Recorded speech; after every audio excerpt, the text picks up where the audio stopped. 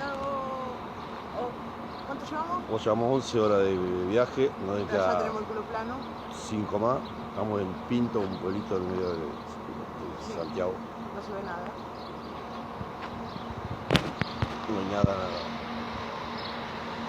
Dice que hay un cementerio. Esta casita, el cementerio. Luego en 5 horas más o menos estaríamos por Santiago. Nos cagamos de frío un poco, pero venimos bastante bien. Nos podemos fumar. Los armados, no se olviden. Bueno, la agüita 100 pesos.